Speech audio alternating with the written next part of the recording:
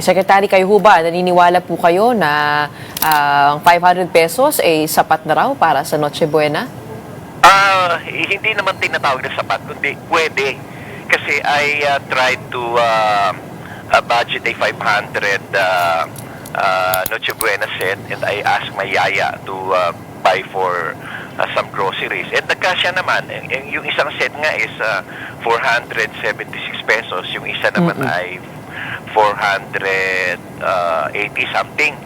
And kumpleto na yun ha. Merong spaghetti, merong ham luncheon meat, merong spaghetti sauce, merong cake, cheese, and merong fruit cocktail, and creme binsada. And meron pang yung crab and corn soup, and one sachet of tang. Wala lang akong chance kanina had I known that this will be asked, then I should have sent photos and computation of the sets that my yaya have prepared. Pwede naman, para sa ibang pamilya kasi, what is more important is that they are having a Noche Buena, and they are together, they are bonding together, and yung spirit of Christmas, yun yung maramdaman nila. Hindi naman kinakailangan na talagang magarbo ang Noche Buena eh. Meron ka lang bread, noodles, pasta, and soup,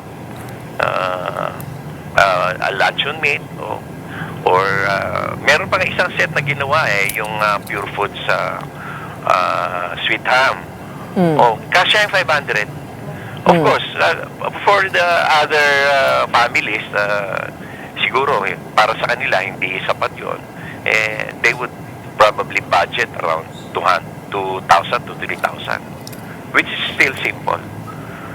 Well, Secretary, sabi po ng iba, no, pagdating sa Pasko, gusto natin maramdaman kahit papano may sense of abundance. Hindi po ba matinding pagtitiis po ito? Kumbaga parang bare minimum po yung mabibili mo dun sa 500 pesos as opposed to kahit papano isang gabi magtitipon po kayo, medyo makakakain po ng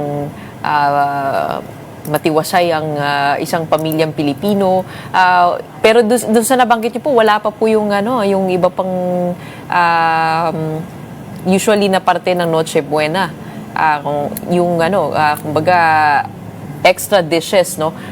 What would you say to that? Kasi sabi ng iba, okay, pwede nga, kaya nga. Pero ito ba yung gusto nyong klaseng Pasko para sa mga Pilipino? Of course, hindi naman.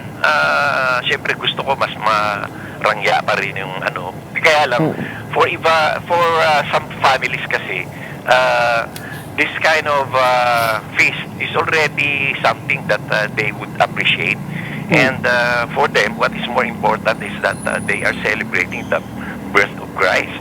Yun yung importante, that magsama-sama sila. And it's not every night na kumakain sila ng sabay-sabay ng merong luncheon meat or ham, and with bread, with cheese, and with fruit salad, and with spaghetti. Hindi naman gabi-gabi nila kinakain yan eh.